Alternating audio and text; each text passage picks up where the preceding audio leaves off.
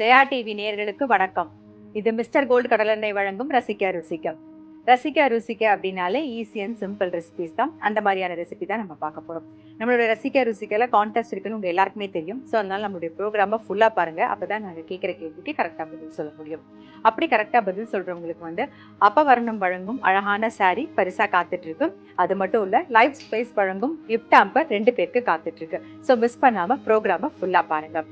இன்னைக்கு நம்ம என்ன பார்க்க போறோம்னா, சோயா வச்சு தான் பண்ண போறோம். சோயாவில் புலா பண்ணியிருப்போம், சோயாவில் வந்து நம்ம குருமா பண்ணுவோம். இந்த மாதிரி சோயாவில் வந்து கிரேவி விதவிதமாக பண்ணியிருப்போம். இன்னைக்கு நாம பார்க்க போறது வந்து சோயா புளிக்குழம்பு எப்படி பண்றது அப்படின்னு தான் பார்க்க போறோம். ஸோ அதுக்கு தேவையான பொருள் என்னென்னு பார்த்துடலாம் வாங்க.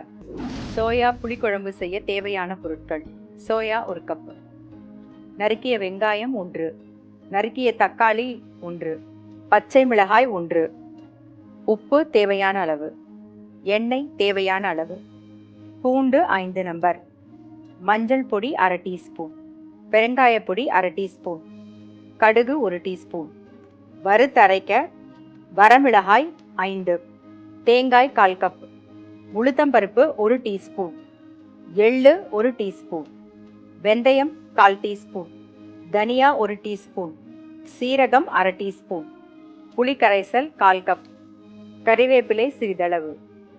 சோயா புளி குழம்பு செய்யறதுக்கு தேவையான பொருள் என்னென்னு பார்த்துட்டோம். இப்போ எப்படி பண்றது அப்படிங்கிறத பார்த்துடலாம். இப்போ ஒரு பேன் வச்சிருக்கோம். அதில் வந்து எண்ணெய் விட்டுக்கலாம். நாம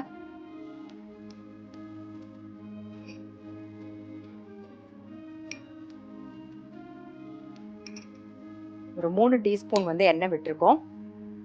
இந்த சோயா புளி குழம்பு வந்து ரொம்பவே டேஸ்டா இருக்கும். அந்த புளிப்பு, உப்பு, காரம் எல்லாம் அந்த சோயாவில் இறங்கியிருக்குமா, அது டிஃப்ரெண்ட்டாக இருக்கும். டெஃபினட்டாக ட்ரை பண்ணலன்னா இப்போ பண்ணி காமிக்கிறத ட்ரை பண்ணி பாருங்க. இதில் கொஞ்சம் கடுகு சேர்த்துக்கலாம். கடுகு,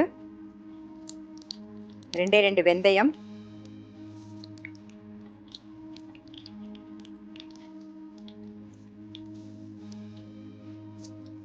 எப்பயுமே சொல்ற மாதிரி கருவேப்பிலையை பிச்சு சேர்த்துக்கோங்க. அப்பதான் நல்ல வாசனையா இருக்கும். கொஞ்சம் கருவேப்பிலை, ஒரே ஒரு பச்சை மிளகா, ஒரே ஒரு வெங்காயம் பொடியா கட் பண்ணி வச்சிருக்கேன். இப்போ அதை சேர்த்துக்கலாம்.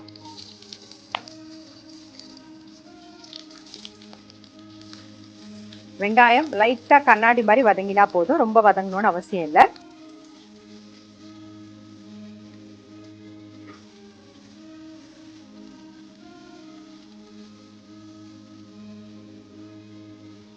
இது கூட தக்காளி, புளிப்புக்கு வந்து நம்ம தக்காளியும் சேர்க்கிறோம், புளியும் சேர்க்க போறோம். ஸோ அந்த தக்காளியோட புளிப்பை பார்த்துட்டு அதுக்கு தகுந்த மாதிரி புளி சேர்த்துக்கோங்க. இது கூட மஞ்சள் பொடியும் சேர்த்துடலாம்.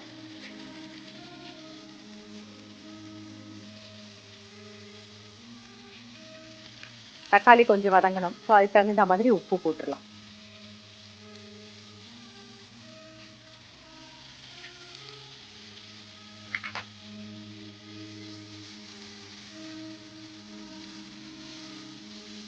தக்காளி கொஞ்சம் வதங்கட்டும். இதுக்கு நம்ம வந்து வீட்டில் சாம்பார் பொடி இருந்ததுன்னா நீங்கள் சாம்பார் பொடி யூஸ் பண்ணலாம். அப்படி இல்லை, நம்ம வந்து குழம்பு மிளகா பொடின்னு அரைச்சி வச்சிருப்போம் இல்லையா, அது இருந்தால் அதுவும் யூஸ் பண்ணலாம். அப்படியும் இல்லைன்னா வரமிளகா பொடியும் தனியா பொடியும் போட்டும் பண்ணலாம். இன்னைக்கு நம்ம வந்து ஃப்ரெஷ்ஷாக வறுத்து அரைச்சி தான் பொடி போட்டு பண்ண போகிறோம். இது வந்து ரொம்ப டேஸ்ட்டாக இருக்கும். இந்த பொடி நீங்கள் அரைச்சி வச்சுருந்தீங்கன்னா கத்திரிக்காய் கறி பண்ணும்போதும் யூஸ் பண்ணிக்கலாம். அதே மாதிரி உருளைக்கிழங்கு கறி, அந்த மாதிரி கறிக்கும் போடுறதுக்கும் யூஸ் பண்ணலாம். அப்படி இல்லைன்னா வத்த குழம்பு பண்ணுறோம் இல்லையா, சுண்டைக்காய் வத்தல் போட்டு வத்த குழம்பு பண்ணுவோம். அப்படி இல்லை வெங்காயம் வெந்தய குழம்பு பண்ணுவோம், முருங்கைக்காய் வெந்தய குழம்பு பண்ணுவோம் இல்லையா, அதுக்கு கூட நீங்கள் இந்த பொடியை சேர்க்கலாம். ரொம்ப ரொம்ப டேஸ்ட்டாக இருக்கும். இப்போ நான் வறுத்து அரைக்கிற பொடியை வந்து எதுக்கு வேணாலும் நீங்கள் வந்து சேர்த்துக்கலாம். இந்த சோயா புளிக்குழம்பு தான் பண்ணணும்னு இல்லை, அது எதுக்கு போட்டாலுமே வந்து ரொம்ப டேஸ்ட்டாக இருக்கும். தக்காளி கொஞ்சம் வதங்கியிருக்கு. இது கூடவே வந்து நம்ம சோயாவை வந்து வேக வச்சு கட் பண்ணி ரெடியாக எடுத்து வச்சுருக்கோம், அதை சேர்த்துக்கலாம். சோயாவை சேர்க்கறதுக்கு முன்னாடி கட் பண்ணி வச்சிருக்கிற பூண்டை சேர்த்துருவோம்.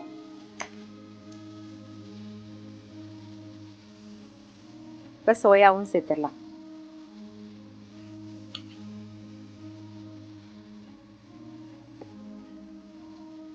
புளி கரைச்சி வச்சிருக்கோம், அதையும் சேர்த்துட்டு கொஞ்சம் தண்ணி விட்டுக்கலாம்.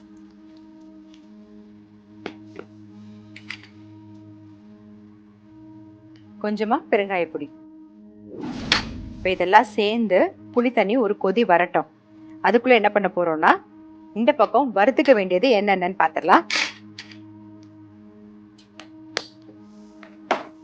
இதுக்கு வந்து ஒரு டிராப் எண்ணெய் விட்டுக்கோங்க. பெருங்காய பொடி போட்டிருக்கோம். கட்டி பெருங்காயம் சேர்க்கறதா இருந்தா நீங்க வந்து இந்த வறுக்கும் போது கட்டி பெருங்காயம் வறுத்துட்டு அரைச்சு சேர்த்துக்கலாம். எண்ணெய் எப்பயுமே எதுக்கு விடுறோம் அப்படின்னா மிளகா வறுக்கும் போது நெடி வரும். ஸோ அது கமராம இருக்கிறதுக்காக தான்.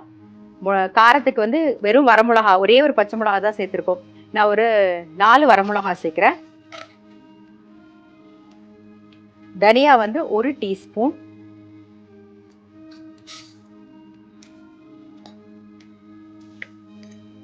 உளுத்தம்பருப்பு 1 டீஸ்பூன், சீரகம் 1/2 டீஸ்பூன், வெந்தயம் தாளிக்கும் போதும் போட்டிருக்கோம். ஸோ வறுக்கும் போது ஒரு 1/4 டீஸ்பூனுக்கு வெந்தயம் சேர்த்துக்கலாம். ஃபர்ஸ்ட் நல்லா வறுபடட்டும். நான் வந்து இந்த குழம்புக்கு என்ன தேவையோ அந்த அளவுக்கு தான் நான் வந்து பொடி இப்போ வந்து வறுத்து பொடி பண்ணி உங்களுக்கு காமிக்க போகிறேன். உங்களுக்கு வேணும் அப்படின்னா நீங்கள் வந்து இதை வந்து கொஞ்சம் எக்ஸ்ட்ராவாக இப்போ 1 டீஸ்பூன் போடுறதுல ஒரு 2 டீஸ்பூன் போட்டுக்கலாம். அந்த மாதிரி போட்டு கொஞ்சம் பொடி பண்ணி ரெடி பண்ணி எடுத்து வச்சுட்டிங்கன்னா நீங்கள் இந்த மாதிரி புளிக்குழம்பு பண்ணும்போது யூஸ் பண்ணிக்கலாம். வத்தல் போட்டு பண்ணும்போதும் யூஸ் பண்ணிக்கலாம். கத்திரிக்காய், வெண்டைக்காய், உருளைக்கிழங்கு இது மாதிரி எந்த காய் பண்ணாலுமே வந்து இந்த பொடியை நீங்கள் சேர்த்துக்கலாம். நம்ம வத்த குழம்பு பொடி அரைச்சி வச்சுப்போம் இல்லையா, அதே வெர்ஷன் தான். லைட்டாக வந்து எள்ளு சேர்க்க போகிறோம், தேங்காயெல்லாம் சேர்த்து அரைக்க போகிறோம், அவ்வளோதான். ஸோ இதுலேயே வந்து எள்ளு வந்து 1 டீஸ்பூன் சேர்த்துக்கலாம்.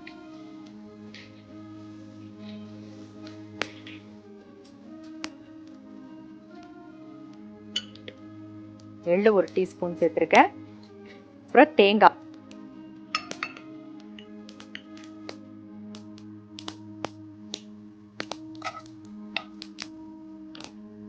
தேங்காய்லாம் வறுபடணும்னு அவசியம் கிடையாது.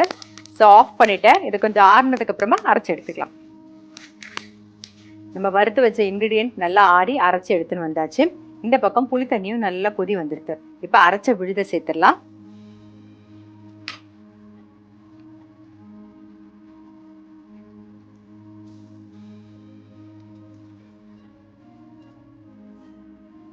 கொஞ்சம் தண்ணி விட்டுக்கலாம்.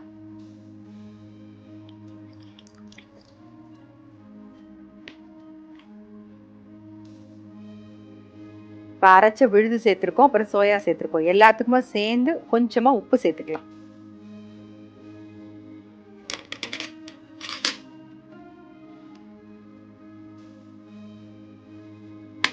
இன்னும் கொஞ்சம் தண்ணி விட்டுக்கலாம். அவ்வளோதான். இது ஒரே ஒரு கொதி வந்துருச்சுன்னா நம்மளுடைய சோயா புளிக்குழம்பு ரெடி ஆகிடும். நல்லா ஒரு கொதி வரட்டும். நான் சொன்ன மாதிரி அந்த வறுத்ததை வந்து நல்லா அந்த வறுத்து பொடி பண்ணதை கரெக்டாக அதே இன்க்ரீடியன்ட் சேர்த்து நீங்கள் வறுத்து வச்சுருந்தீங்கன்னா எந்த காய்கறிக்கு வேணாலும் யூஸ் பண்ணிக்கலாம். கறி பண்ணும்போதும் யூஸ் பண்ணிக்கலாம், நம்ம இந்த மாதிரி குழம்பு பண்ணும்போதும் யூஸ் பண்ணிக்கலாம். இது ஆல் இன் ஒன் பொடியாக இருக்கும். சோயாவில் எப்பயுமே ஒரே மாதிரி தானே நம்ம குருமாவாக சாப்பிட்றோம். அதுக்கு பதிலாக இந்த மாதிரி புளிக்குழம்புல போட்டு சாப்பிட்டு பாருங்கள், அது இன்னும் டேஸ்ட்டாக இருக்கும். இந்த சோயாவில் இது எல்லாம் அந்த உப்பு, புளிப்பு, காரம் எல்லாம் இறங்கி ரொம்பவே நல்லாயிருக்கும். இப்போ நல்லா ஒரு கொதி வந்துடுது. கொஞ்சமாக வந்து வெல்லம் சேர்த்துக்கலாம். வெல்லம் வந்து அந்த புளியோட எரிப்பு எடுக்கும். அது மட்டும் இல்லை, டேஸ்ட்டை வந்து என்ஹான்ஸ் பண்ணி கொடுக்கும். அதுக்காக தான் நம்ம வந்து வெல்லம் சேர்க்குறோம். வெல்லம் வந்து டோட்டலி ஆப்ஷனல். உங்களுக்கு பிடிச்சிருந்தா மட்டும் நீங்கள் வெல்லம் சேர்த்துட்டா போதும். பட் வெல்லம் சேர்த்தா ஒரு டேஸ்ட் இருக்கும். ஸோ அவ்வளோதான். நம்மளுடைய புளிக்குழம்பு ஒரு கொதி வந்துடுது. ஆஃப் பண்ணிடுவோம். சர்வ் பண்ணிடலாம்.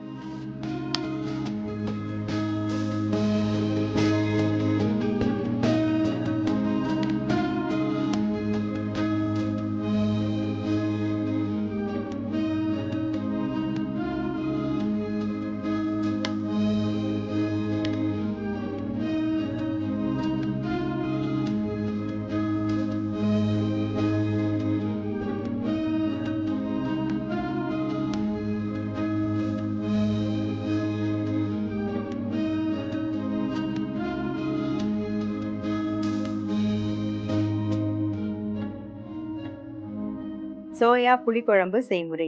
ஒரு கடாயில் எண்ணெய் விட்டு காஞ்சதுக்கு அப்புறமா கடுகு, வெந்தயம், கொஞ்சம் கருவேப்பிலை போட்டுட்டு அதுக்கப்புறம் வெங்காயம் கண்ணாடி மாதிரி வதங்கின உடனே தக்காளி, பச்சை மிளகா, பூண்டு ஒரு 2 நிமிஷம் வதக்கணும். அப்புறம் மஞ்சள் பொடியும் சேர்த்துட்டு நம்ம வேக வச்சு வச்சிருக்கிற சோயாவையும் சேர்த்துட்டு ஒரு நல்லா ஒரு மிக்ஸ் பண்ணி புளி தண்ணி விட்டு கொஞ்சம் உப்பு போட்டு அது கொதிக்கணும். அது கொதிக்கிறதுக்குள்ள இன்னொரு கடாயில் வந்து நம்ம வறுத்து அரைச்சிக்க வேண்டியது என்னென்னு பார்த்துடலாம். ஒரு ட்ராப் எண்ணெய் விட்டு அது காஞ்சதுக்கு அப்புறமா வரமிளகா, தனியா, உளுத்தம்பருப்பு, எள்ளு, சீரகம், வெந்தயம், தேங்காய் இதெல்லாம் வறுத்துண்டு அரைச்சி எடுத்துன்னு வரணும். இந்த பக்கம் புளி தண்ணி நல்லா கொதிச்சதுக்கு அப்புறமா அரைச்ச விழுது அதில் சேர்த்து கொஞ்சமாக வெல்லமும் சேர்த்து ஒரு கொதி வந்தவுடனே ஆஃப் பண்ண வேண்டியதுதான். அவ்வளோதான், நம்மளுடைய சோயா புளிக்குழம்பு ரெடி. இது எப்பயுமே சொல்கிற மாதிரி நல்ல சுடசாதத்தில் நல்லெண்ணெய் விட்டு பிசைஞ்சு சாப்பிட்டிங்கன்னா ரொம்ப நல்லாயிருக்கும். ட்ரை பண்ணி பார்க்கலன்னா கண்டிப்பாக ட்ரை பண்ணி பாருங்கள். இப்போ நம்மளுடைய கெஸ்ட் வந்திருக்காங்க. அவங்க என்ன ரெசிபி பண்ண போகிறாங்க அப்படிங்கிறது கேட்கலாம். நல்ல ஒரு காரசாரமான ஒரு ஆந்திரா டிஷ் அப்படின்னு சொல்லியிருக்காரு. ஃபர்ஸ்ட் நம்ம கூப்பிட்டுருவோமா? Let's welcome chef Senthil. எப்படி இருக்கீங்க? நல்லா இருக்கும். ஆக்சுவலா நீங்க இப்போ வந்து லீவுக்கு தானே வந்திருக்கீங்க? ஆமாங்க, லீவுல இருக்கும். எந்த ஊர்ல இருக்கீங்க? இப்போ யூரோப்ல இருக்கும். க்ரூஸ் லைன்ல ஒர்க் பண்ணிட்டு இருக்கேன். இப்போ லீவ்ல இருக்கும். இப்போ ருசிக்கல வந்து கலந்துட்டு எங்க வியூவர்ஸ்க்காக ரெசிபி பண்ணி காமிக்க போறீங்க. அப்படியே காரசாரமா இருக்கும் அப்படின்னு சொன்னீங்க. என்ன ரெசிபி பண்ண போறீங்க? ஆந்திரா சிறு உருளை வறுவலுங்க. இது ஆந்திரா டிஷ், நல்ல காரமா இருக்கும். ஆந்திரா பீப்புள் வந்து ரொம்ப காரமா சாப்பிடுவாங்க. ஸோ இது நல்ல காரமான டிஷ்ஷுங்க. சரி, ஃபர்ஸ்ட் அதுக்கு வேணுங்கிற இன்கிரிடியன்ட் என்னென்னு பார்த்துட்டு வந்துடலாமா? பார்த்துடலாங்க. ஆந்திரா சிறு உருளை வறுவல் செய்ய தேவையான பொருள் என்னென்னு பார்த்துடலாம் வாங்க.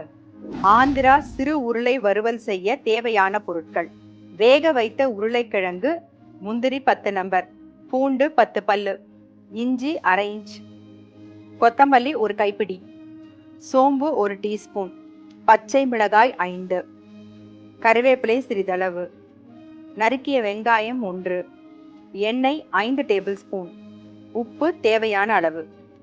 ஆந்திரா சிறு உருளை வறுவல் செய்ய தேவையான பொருள் என்னென்னு பார்த்துட்டோம். இப்போ எப்படி பண்றது அப்படிங்கிறத பார்த்துட்டாங்க. ஸோ ஃபர்ஸ்ட் என்ன பண்ண போறோம் சார்? இதுக்கு தேவையானது வந்து அரைச்சிக்கிறோம் ஃபர்ஸ்ட்.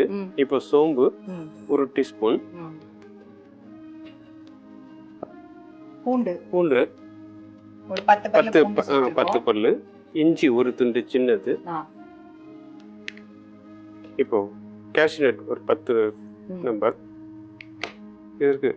இதுக்கு காரத்துக்கு ஒன்லி பச்சை மிளகாய் மட்டும் தான் சேர்த்துக்கிறோம். வேற எதுவும் அது காரம் இல்லை. இப்போ இதை வந்து அரைச்சி தனியாக எடுத்துக்கிறோம்.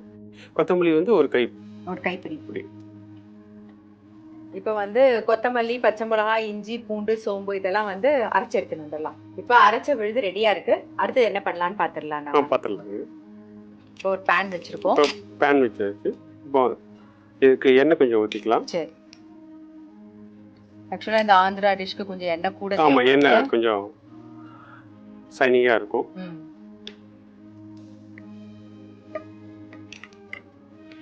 நம்ம வந்து அரைக்கும் போதும் சோம்பு போட்டிருக்கோம். ஆமா, இப்போ அந்த தாளிப்புலயும் சோம்பு சேர்த்துக்கிறோம் கொஞ்சமா. ஸோ வாசம் நல்லா இருக்கும். சோம்பு ஒரு டேபிள் ஸ்பூன் போட்டுக்கிறோம். அது கூடவே கருவேப்பிலை,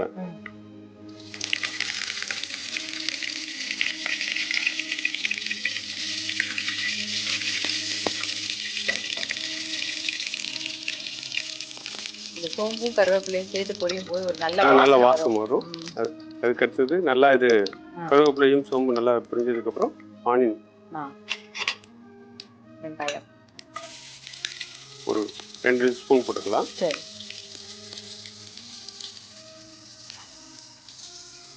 வெங்காயம் வந்து எந்த மாதிரி வதக்கிக்கணும்? நாம நல்லா லைட் ப்ரௌன் கலர் மாறுற அளவுக்கு வறுத்துக்கலாம். இப்போ நீங்க படிச்சதுக்கு அப்புறம் இதெல்லாம் கத்துக்கிட்டு பண்ண ஆரம்பிச்சீங்க. உங்க வீட்டுல அம்மா எல்லாம் சமைப்பாங்க இல்லையா? அதை பார்த்து அவங்க கிட்ட ஏதாவது கத்துக்கிட்டது இருக்கா? இருக்கு. அம்மா பண்ற நாட்டுக்குழம்பு, கோழிக்குழம்பு, நான்வெஜ் எல்லாமே நல்லா பண்ணுவாங்க. அவங்கள்ட்ட இருந்து சில இது கத்துக்கிட்டீங்க. இப்போ நீங்க சொன்ன மாதிரி நல்லா லைட் ப்ரௌன்ல ஆயிடுச்சு நினைக்கிறேன்.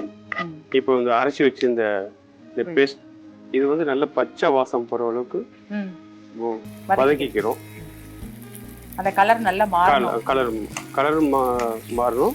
ப்ளஸ் இதில் வந்து இந்த எல்லாமே பச்சையாக தான் போட்டிருக்கோம். கொத்தமல்லி, பச்சை மிளகாய், இஞ்சி, பூண்டு எல்லாமே பச்சையாக தான் போட்டிருக்கோம். அதனால இது வதங்கணும். நல்லா அந்த பச்சை வாடை போகிற வதக்கு நல்லா வதக்கிக்கிறோம். சரி, பச்சை வாசனை போக வதங்கிட்டோமா? வதங்கிட்டு இப்போ நம்ம அரைச்ச விழுது வந்து பச்சை வாசனை போக வதங்கணும்.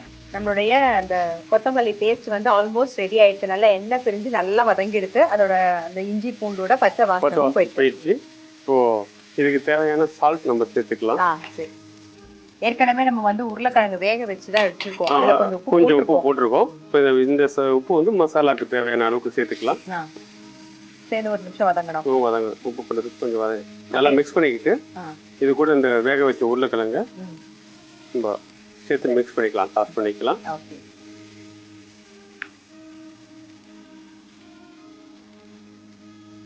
அப்படியே மிக்ஸ் பண்ணிட்டே சொல்லுங்க. உங்களுடைய சிக்னேச்சர் டிஷ் ஏதாவது ஒரு டிஷ் வந்து நீங்க பண்ணிட்டு எல்லாரும் இது நீங்க பண்ணா ரொம்ப நல்லா இருக்கும் அப்படின்னு சொல்லியிருப்பாங்க இல்லையா? அந்த மாதிரியான டிஷ் நீங்க எங்கேயாவது சாப்பிட்டது ட்ரை பண்ணது? இப்போ நான் ஹைதராபாத் பிரியாணி, இப்போ வந்து அங்கே வந்து இந்த நம்ம ஊர்லலாம் இப்போ வந்து பிரியாணி பண்ணும்போது இந்த மட்டன் இதெல்லாம் சிக்கன் எதுவாக இருந்தாலும் அது கூட ஃபர்ஸ்ட் ரைஸ் போடுறதுக்கு முன்னாடி அந்த மட்டன் குக் பண்ணிக்குவோம். மட்டன் சிக்கன் எதுனாலும் குக் பண்ணிக்குவோம். பட் அங்கே வந்து அவங்களோட டிஷ் எப்படின்னா எல்லாமே ரா மசாலா எல்லாம் மிக்ஸ் பண்ணிட்டு மட்டன் சிக்கன் எதுவாக இருந்தாலும் அதை வந்து அப்படியே பச்சையாகவே வச்சுக்குவாங்க. பச்சையாகவே போட்டு மிக்ஸ் பண்ணிட்டு அது கூட அந்த ரைஸ் தனியாக வந்து பாயில் பண்ணி அது கூட போடுவாங்க. ரைஸ் வந்து ஆஃப் டன் குக் பண்ணிட்டு அதுக்கப்புறம் அது கூட லேயராக அப்படியே போடுவாங்க. அது வந்து அந்த பச்சை இருக்க மட்டன் அப்படியே அந்த ஸ்லோ ஃபயரில் வச்சு தம் போடுவாங்க. அது வந்து தம்லேயே சேர்ந்து ரைஸும் அந்த மட்டனும் பச்சையாக இருக்க மட்டன் அல்லது சிக்கன் ரெண்டுமே சேர்ந்து வெந்துடும். அந்த வாசம் நல்ல இதாக இருக்கும். அந்த டிஷ் ரொம்ப எனக்கு பிடிக்கும். அதுவும் நான் வீட்டில் ட்ரை பண்ணியிருக்கேன், எல்லாத்துக்கும் செஞ்சு கொடுத்துருக்கேன். அது ரொம்ப லைக் பண்ண டிஷ், விருப்பமான டிஷ். அது எனக்கு ரொம்ப பிடிக்கும். அது இப்போ எங்களுடைய ரசிக்க ப்ரோக்ராமே வந்து வெஜிடேரியன் ரெசிபி தான் நாங்கள் பண்ணுறோம். ஸோ நீங்கள் எங்களுக்காக இது இப்போ ஆந்திரா ஸ்பெஷலாக இப்போ வந்து உருளைக்கிழங்கு பண்ணுறீங்க இல்லையா? வேற ஏதாவது வெஜிடேரியன் ரெசிபி நீங்கள் ட்ரை பண்ணி ஓகே சூப்பராக வந்திருக்கு அப்படிங்கிற மாதிரி இருந்தால் சொல்லுங்கள். சேம் இந்த இதுலேயும் இப்போ உருளைக்கிழங்கு பதிலாக மஷ்ரூம் ஆட் பண்ணிக்கலாம். மஷ்ரூம் நல்லாயிருக்கும். மஷ்ரூம் இப்போ எல்லாத்துக்கும் பிடிக்கும். அதுவும் இப்போ அது ஆக்சுவலா இதே பேஸ் வச்சு காலிஃப்ளவர் பட்டாணி உருளைக்கிழங்கு மாதிரி எல்லா காய்கறியும் மிக்ஸ் பண்ணி எல்லாரும் மிக்ஸ் பண்ணி போடலாம். இப்போ மஷ்ரூம் இப்போ நீங்க சொன்ன மாதிரி இப்போ அது மஷ்ரூம் போட்டுக்கலாம், நல்லா இருக்கும். ஆந்திரா சிறு உருளை வறுவல் வந்து ரெடி ஆயிடுது. ஸோ இப்போ சர்வ் பண்ணிடலாம்.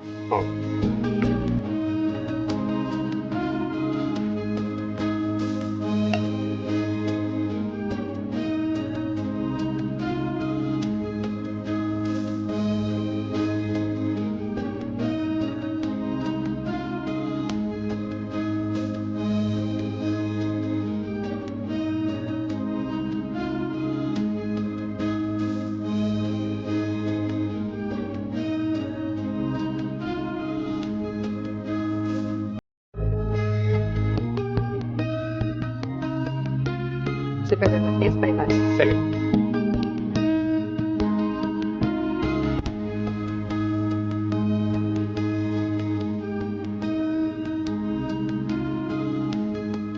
சொன்ன மாதிரி அந்த காரம் எல்லாம் உருளைக்கிழங்குல இறங்கி அந்த மசாலா நல்லா வதங்கி ரொம்ப சூப்பரா இருக்கு.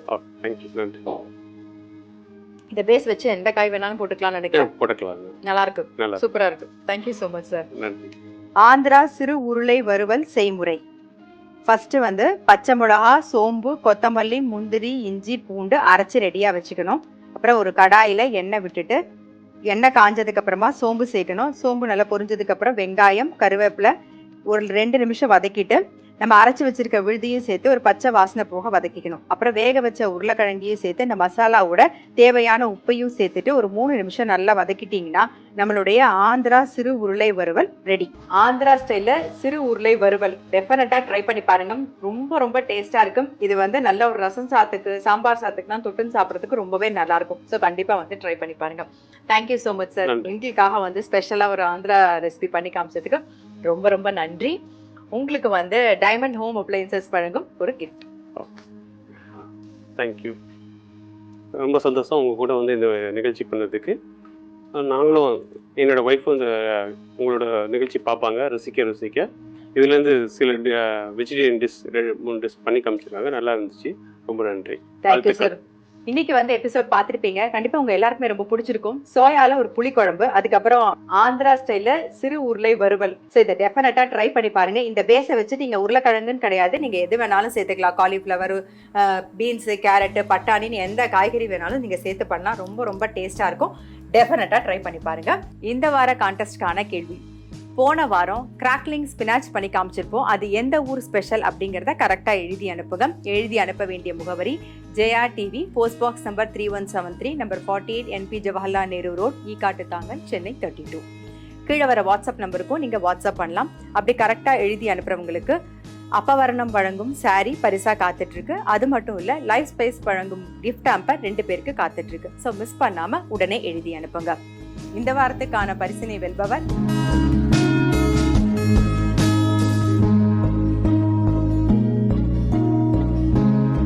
ரசிக்க ருசிக்கல நீங்களும் பார்ட்டிசிபேட் பண்ணணும் அப்படின்னு நினைச்சீங்கன்னா கீழே வர வாட்ஸ்அப் நம்பருக்கு நீங்க வாட்ஸ்அப் பண்ணலாம். எங்களுக்கு எழுதியும் அனுப்பலாம். எழுதி அனுப்பும் போது என்ன ரெசிபி பண்ண போறீங்க, அப்புறம் உங்களுடைய ஃபோன் நம்பரை, முக்கியமா உங்களுடைய ஃபோன் நம்பரை எழுதி அனுப்ப மறக்காதீங்க. நான் அடுத்த எபிசோட்ல சந்திக்கிறேன். அதுவரை உங்களிடம் விடைபெறுவது உங்கள் சித்ரா முரளி. நன்றி, வணக்கம். இது மிஸ்டர் கோல்ட் கடலெண்ணெய் வழங்கும் ரசிக்க ருசிக்க.